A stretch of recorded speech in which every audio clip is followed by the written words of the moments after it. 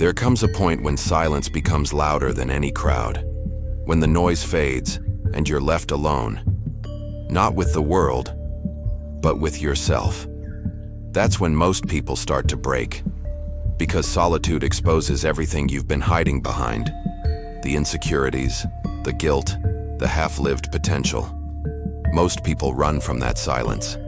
They drown it in noise, endless scrolling, meaningless company, cheap dopamine, anything to avoid facing the one person they can't escape, themselves. But here is the truth. You cannot respect a man who runs from his own reflection. Being alone is not weakness, it's confrontation. It's where the illusions burn away and only the essential remains. Solitude is the crucible where strength is forged, not displayed.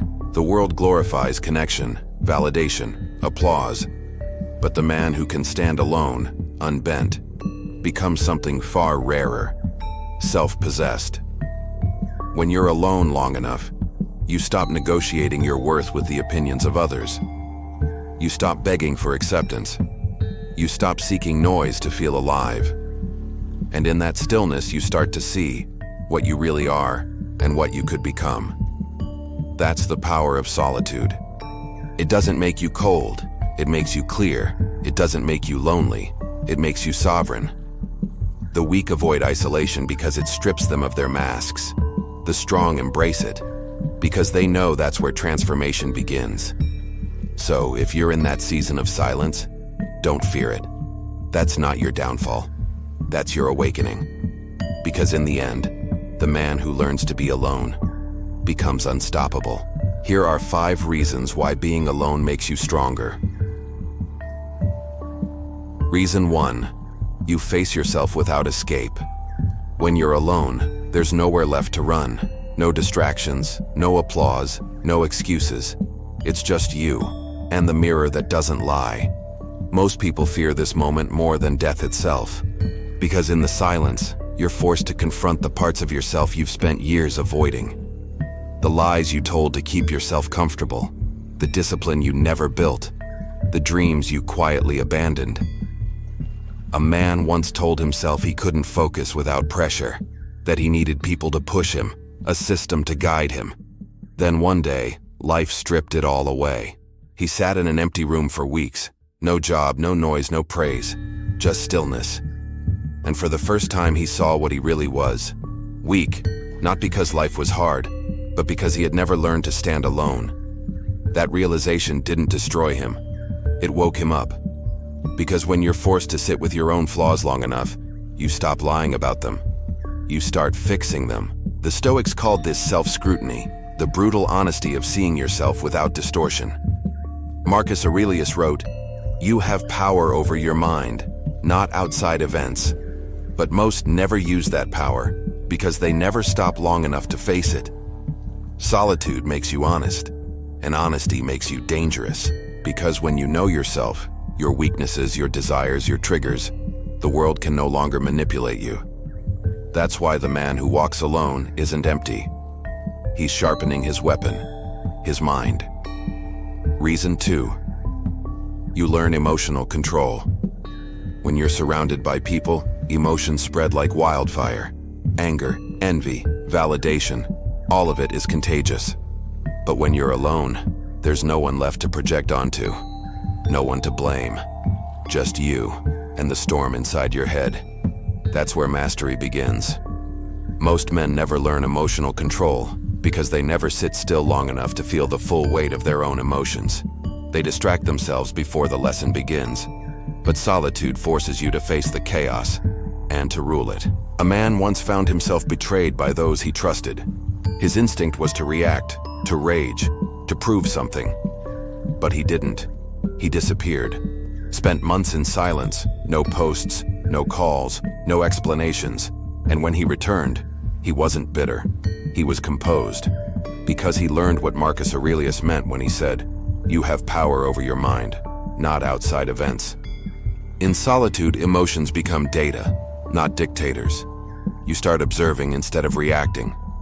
You feel the anger, the loneliness, the doubt, and you let them pass like clouds in a storm. That's when you realize, control isn't suppression. It's mastery. Most people think emotional strength means being unfeeling, but real strength is feeling everything and still choosing your response. Solitude gives you that discipline. It teaches you to command your inner dialogue, to transform pain into clarity, emotion into power. And when you return to the world, nothing shakes you anymore. Because the man who's conquered himself can't be conquered by anyone else. Reason 3. You build unshakable focus. When you strip away the noise, you begin to see how addicted you were to it. The endless chatter, the opinions, the notifications, all of it fragments your mind into 1,000 unfinished thoughts. But solitude is the antidote. It sharpens your attention like a blade. It removes the distractions that dilute your purpose and forces you to confront one brutal question. What are you doing with your time?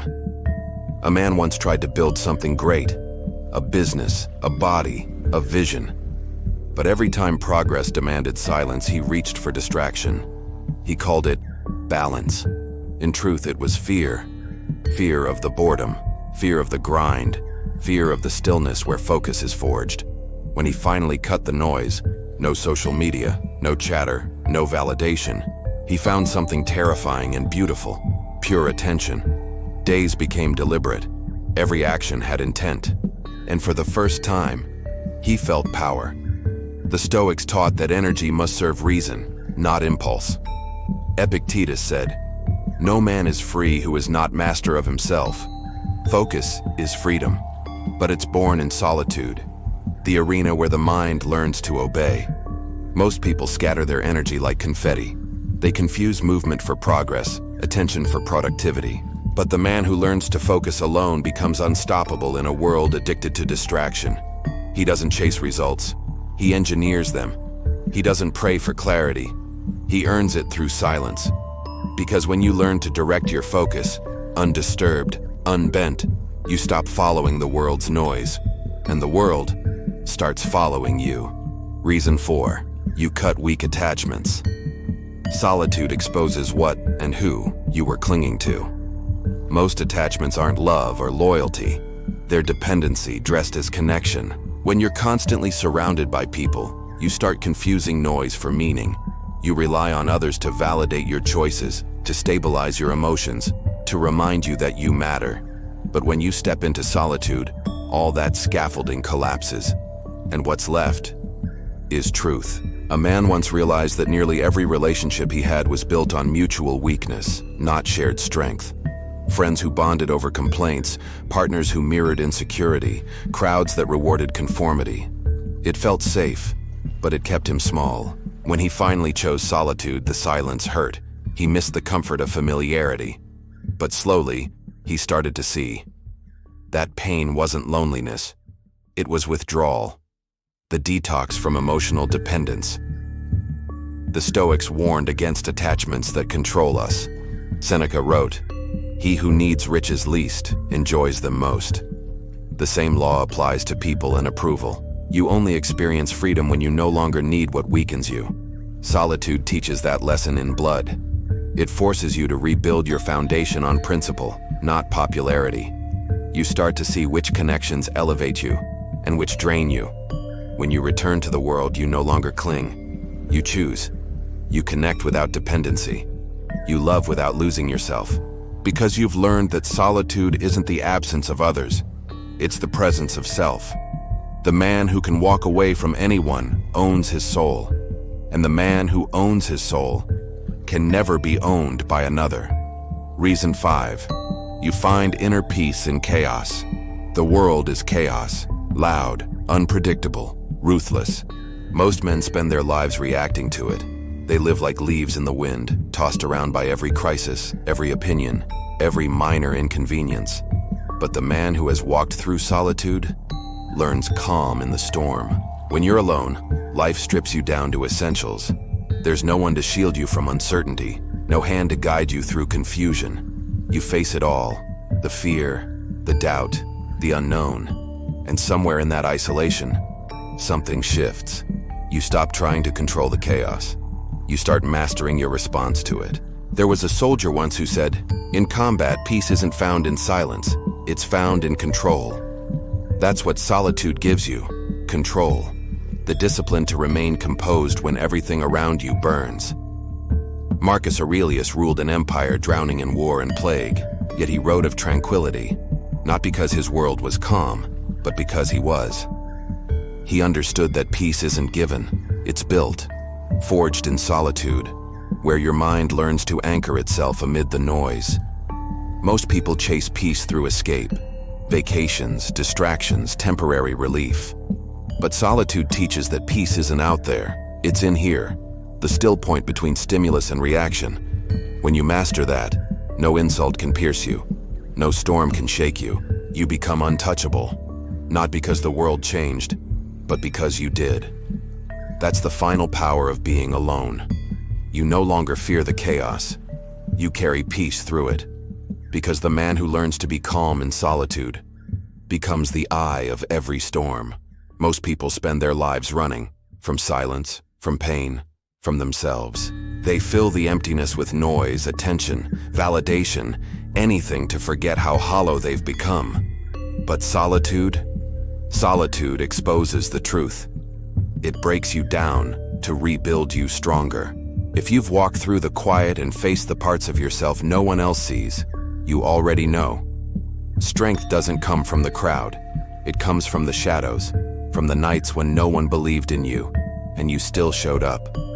From the mornings when the silence felt unbearable, and you still rose anyway. That's where real confidence is born.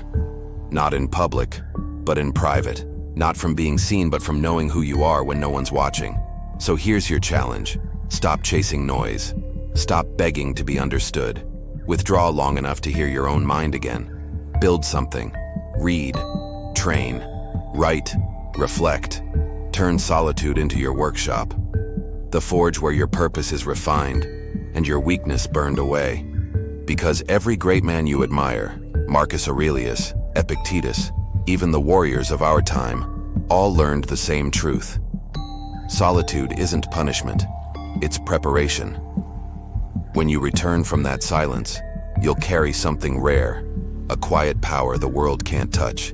You'll move differently, speak differently, stand differently, because you'll no longer need approval, only alignment. So take this moment, this quiet, as your call to arms. Be alone. Build yourself. Master your mind. And when you walk back into the world, don't announce your strength. Let your presence say it for you. Because in the end, the man who conquers solitude commands everything.